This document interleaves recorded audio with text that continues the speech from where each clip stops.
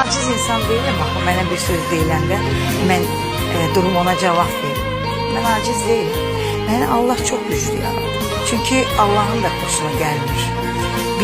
Bir hoşa gelmez bir əmələ mi, sözə mi, deyilənə mi, ona baş qoşmaq, ona cavab vermək.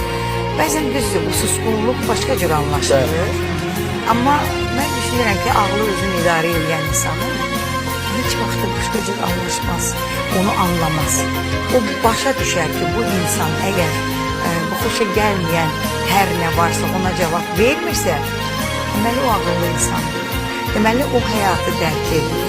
Deməli o güclü insandır.